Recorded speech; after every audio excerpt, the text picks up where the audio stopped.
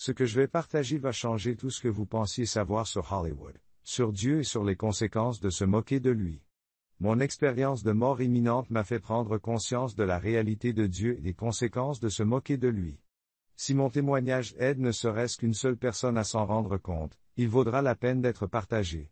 Je m'appelle Rachel et je suis une journaliste de spectacle de 42 ans de Los Angeles. J'ai passé des années à couvrir les plus grands événements de Hollywood, à écrire pour les principaux magazines de divertissement, à assister à d'innombrables cérémonies de remise de prix et à interviewer des centaines de célébrités. Je pensais connaître l'industrie de fond en comble, mais le 5 janvier 2024, 4 heures à peine après la 82e édition des Golden Globe Awards, tout ce que je croyais savoir a été bouleversé par une expérience qu'aucune explication scientifique ne peut pleinement expliquer. Mais avant de commencer, j'ai besoin de savoir d'où vous écoutez. Ce sera formidable de se sentir plus proche, même si nous sommes physiquement éloignés l'un de l'autre. Partagez votre avis sur ce témoignage d'expérience de mort imminente en l'aimant et en le commentant. Ayons une discussion franche et ouverte afin que nous puissions apprendre les uns des autres sur cette chaîne. Bonne écoute. C'était une belle nuit typique de Los Angeles. Je rentrais chez moi en voiture après une séance d'interview à Beverly Hills, mon esprit étant encore en train d'assimiler les moments les plus médiatisés de la cérémonie. La cérémonie a été particulièrement irrévérencieuse cette année, de nombreux présentateurs et lauréats ayant fait des blagues aux dépens de Dieu. Ayant grandi dans un foyer chrétien, mais étant devenu résolument laïque à l'âge adulte, je n'y avais pas prêté beaucoup d'attention.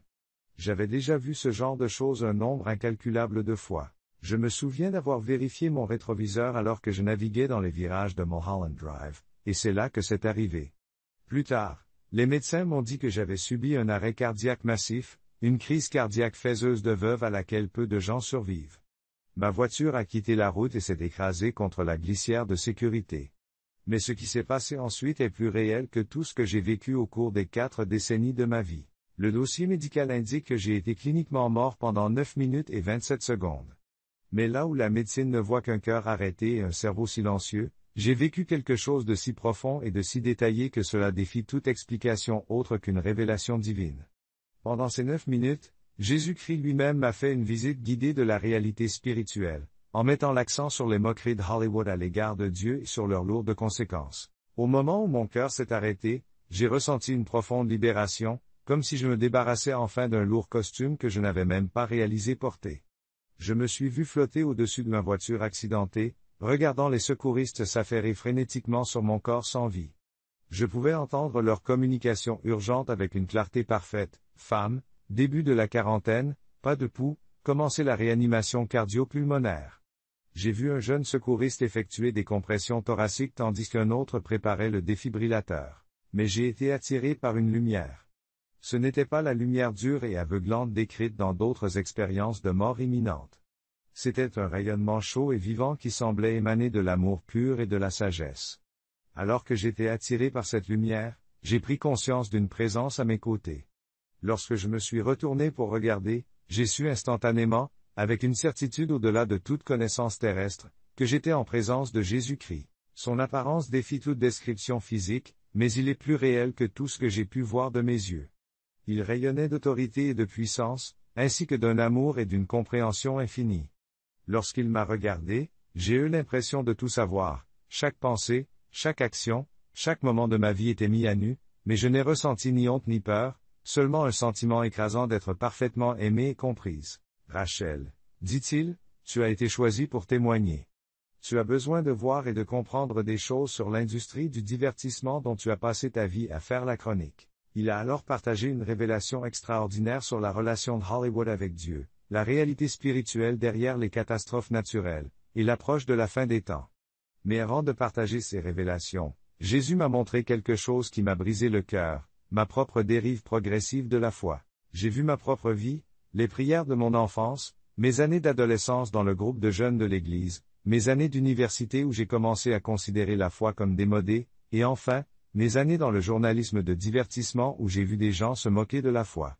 Jésus m'a montré comment chaque compromis, chaque article dédaigneux sur la foi et chaque fois que je riais avec des blagues anti-religieuses affectait non seulement mon propre esprit, mais influençait aussi les autres par le biais de mes écrits. Mon enfant, dit Jésus, tu n'es pas seul dans cette dérive. Beaucoup à Hollywood ont commencé avec une foi authentique mais ont laissé la culture éroder lentement leur relation avec moi. Mais ce que tu vas voir va au-delà des luttes individuelles pour la foi. Je vais vous montrer la réalité spirituelle qui se cache derrière les moqueries de Hollywood à l'égard de Dieu, et pourquoi cela est plus important qu'on ne le pense. Ce que Jésus a révélé ensuite sur les moqueries de Hollywood à l'égard de Dieu et leurs conséquences était choquant, et il est crucial que je partage chaque détail exactement tel qu'il m'a été montré. Mais d'abord, vous devez comprendre que ce que j'ai vécu n'était pas simplement une série de visions, c'était une éducation à la réalité spirituelle qui s'alignait complètement sur les Écritures tout en révélant les liens cachés entre les attitudes de l'industrie du divertissement, les catastrophes naturelles et l'approche de la fin des temps. La vision que Jésus m'a montrée ensuite ne ressemblait à rien de ce que j'aurais pu imaginer. Nous étions soudain présents à diverses cérémonies de remise de prix à Hollywood au cours de l'histoire, mais je les voyais d'un point de vue spirituel qui révélait bien plus que ce que n'importe quelle caméra pouvait capturer. Regardez bien, a dit Jésus, alors que nous observions la récente cérémonie des Golden Globes. Cette fois, j'ai vu plus que l'événement physique. J'ai été témoin de l'effet d'entraînement spirituel de chaque moquerie, de chaque blague dédaigneuse sur la foi et de chaque autocongratulation orgueilleuse qui laisse Dieu en dehors de l'équation. Lorsqu'un acteur célèbre est monté sur le podium et a déclaré « Je voudrais me remercier moi-même parce que j'ai fait tout le travail », le public a ri et applaudi. Mais dans le monde spirituel, j'ai vu de sombres vagues émaner de ces paroles, touchant toutes les personnes présentes dans la salle et se propageant ensuite aux millions de téléspectateurs à la maison. Jésus a expliqué comment ces moments d'orgueil et de moquerie créent des vulnérabilités spirituelles qui affectent non seulement les orateurs, mais aussi toutes les personnes influencées par leurs paroles. Rappelez-vous ce que mon serviteur Paul a écrit, a dit Jésus, ne vous laissez pas tromper, on ne peut se moquer de Dieu. L'homme récolte ce qu'il a semé. Ce ne sont pas que des mots, Rachel. Ce sont des lois spirituelles, aussi réelles que la gravité. Il m'a ensuite montré quelque chose qui m'a fait sursauter. Au-dessus des collines Hollywood, j'ai été témoin de vastes forces spirituelles à l'œuvre, des anges et des démons engagés dans une guerre dont je n'avais jamais soupçonné l'existence. Le prince de la puissance de l'air a de l'influence, a expliqué Jésus, faisant référence au titre biblique de Satan, mais seulement ce que je permets, et toujours sous mon autorité ultime. Il a révélé comment ces batailles spirituelles se manifestent dans la réalité physique. J'ai été témoin du lien entre les moqueries croissantes de Hollywood à l'égard de Dieu et les catastrophes naturelles qui ont frappé Los Angeles. Comprenez, a dit Jésus, qu'il ne s'agit pas de simples punitions, ce sont les conséquences naturelles de l'éloignement de celui qui tient toutes choses ensemble. Il m'a montré que les récents incendies qui ont menacé les monuments emblématiques de Hollywood n'étaient pas le fruit du hasard. Quand je dis récolter ce que l'on a semé, je fais référence à des principes spirituels qui façonnent la réalité physique, a expliqué Jésus. Le péché a affecté toute la création après la chute, et le rejet collectif de Dieu par l'humanité a des conséquences sur le monde naturel. Mais Jésus m'a ensuite montré quelque chose qui m'a fait fondre en larmes. Il m'a montré que même ces catastrophes servaient les desseins de Dieu. J'ai vu des gens se tourner vers la prière pendant les évacuations, des étrangers aider des étrangers et des cœurs s'adoucir à la vérité spirituelle à travers les épreuves. Jésus a dit, « Je me sers de tout, même des conséquences de la rébellion, pour ramener les gens à moi. » Il m'a ensuite emmené dans ce que je ne peux que décrire comme une salle de contrôle des phénomènes météorologiques et naturels. J'ai vu comment Dieu maintient une parfaite souveraineté sur chaque goutte de pluie, chaque courant de vent et chaque mouvement sismique. Satan est peut-être le prince de la puissance de l'air, a expliqué Jésus, mais je suis le roi de toute la création. Tout se passe sous mon autorité, et tout sert mon but ultime. Il m'a ensuite montré l'histoire de Job d'un point de vue que je n'avais jamais envisagé.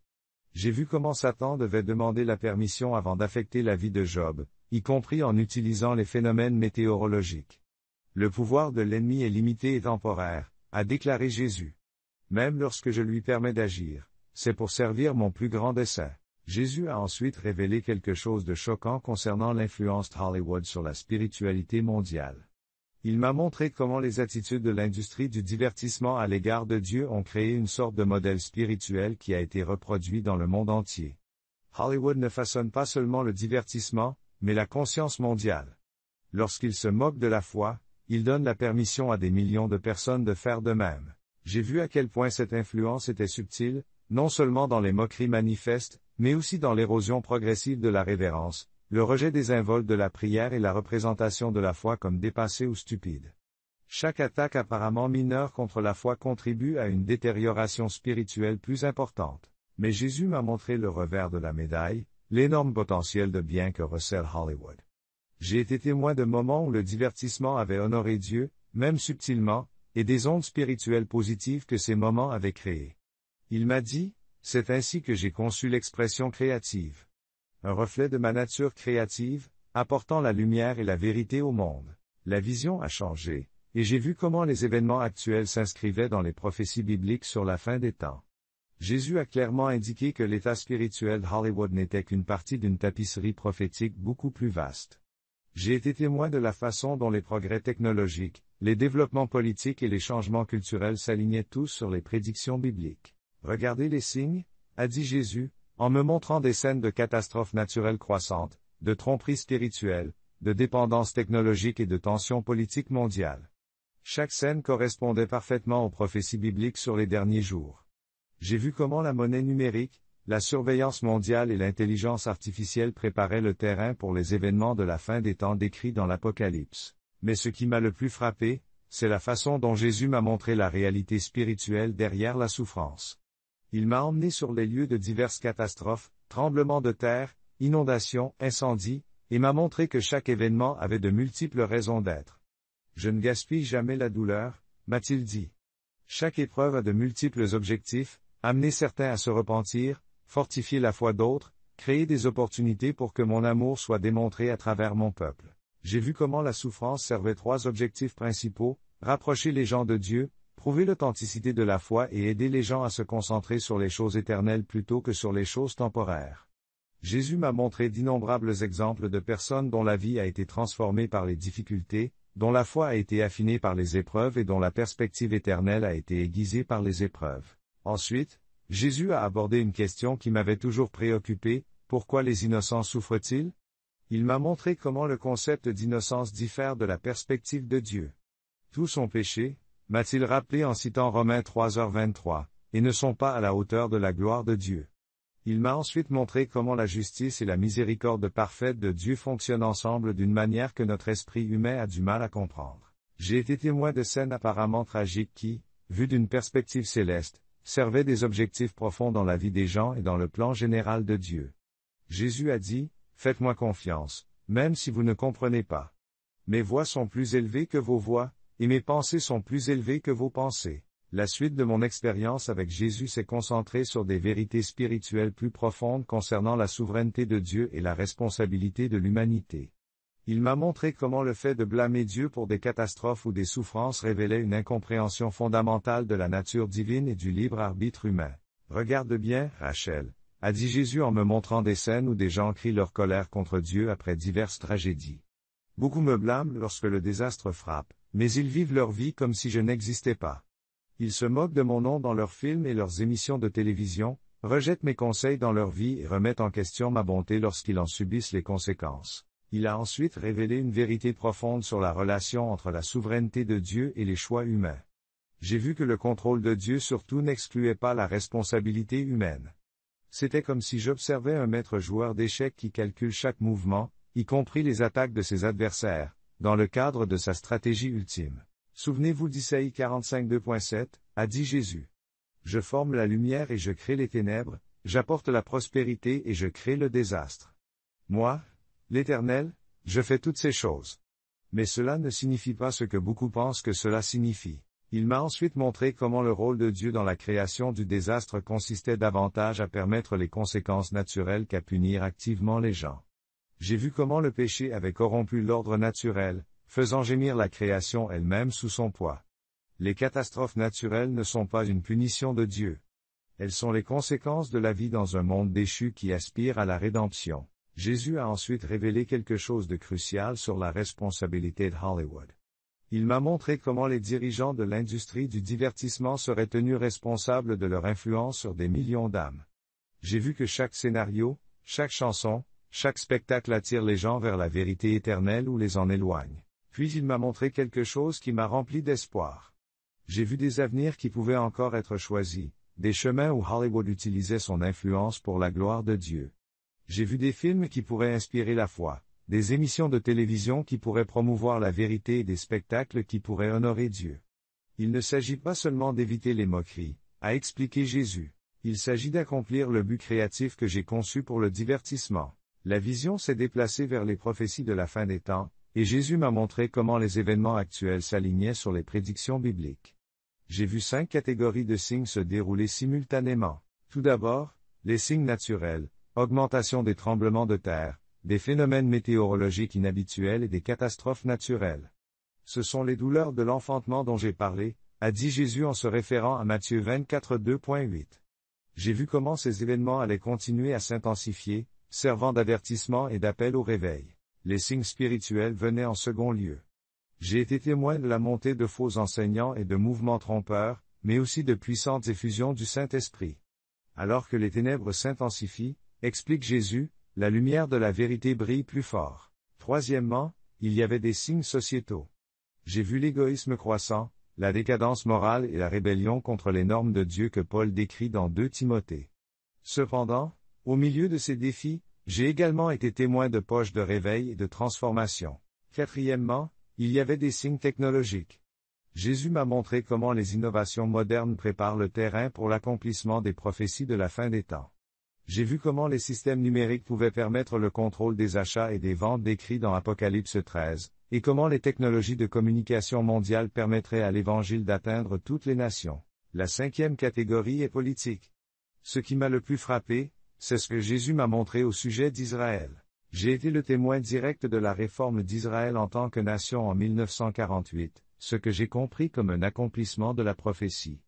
J'ai vu les tensions actuelles autour de Jérusalem, qui réalisait la prophétie de Zacharie selon laquelle elle deviendrait un rocher inébranlable pour toutes les nations. Jésus a été très clair. Ces signes ne sont pas destinés à inspirer la peur, mais à éveiller les gens à la réalité spirituelle avant qu'il ne soit trop tard. Ensuite, Jésus m'a révélé une vérité profonde sur son retour que je n'avais jamais pleinement saisie auparavant.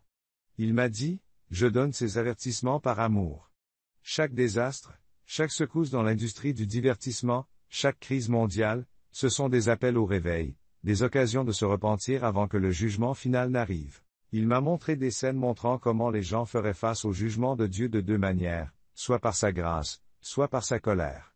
Il est apparu clairement que la réponse de chaque individu au Christ dans cette vie détermine sa destinée éternelle. Les enjeux étaient plus importants qu'on ne le pensait. Juste avant la fin de mon séjour avec Jésus, il m'a donné des instructions précises sur la manière de partager mon témoignage.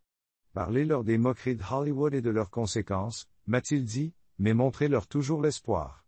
Dites-leur que personne n'est trop loin, que ma grâce est toujours disponible, que le repentir authentique apporte toujours une transformation. Il m'a montré comment même le plus endurci des moqueurs de Hollywood pouvait trouver en lui le pardon et une nouvelle raison d'être.